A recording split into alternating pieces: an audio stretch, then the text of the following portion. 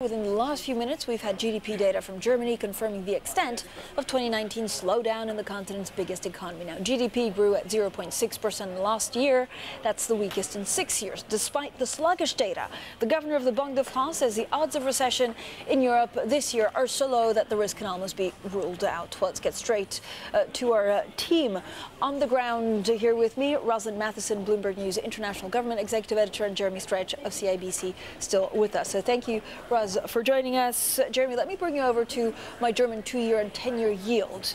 If they climb positive, what does it tell us about the state of the German economy?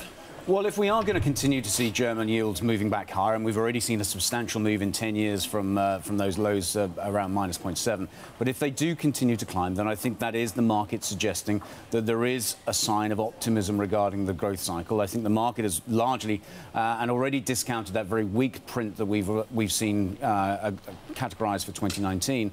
And I think it does come back to two factors. One is, of course, the German economy does remain disproportionately influenced by exports, and of course the China trade tensions have been one factor of that. The Brexit process has been another.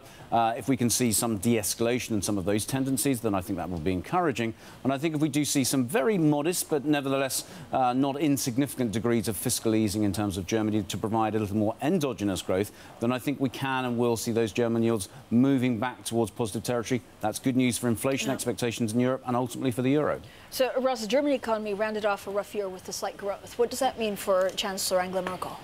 Well, so we're just hearing it really depends on this year. The forecast for 2020 is still pretty weak, but we're hearing about some possible air clearing around the China trade deal and Brexit and so on. That said, Europe still has to navigate its own trade issues with the US. And we have the new European Commissioner for Trade, Hogan, in Washington at the moment, starting to form those relationships. It'll be really key to see how he gets on. He's a very different personality from his predecessor, for example. So that's one thing. Angela Merkel is obviously facing continued pressure at home, questions about where she goes in the twilight of her political career, possible challenges starting to come up and push her. And Germany, of course, under Angela Merkel, has been very reluctant to unlock the fiscal spending tax. But these sorts of numbers suggest they're just going to have to, particularly if her party wants to stay in power.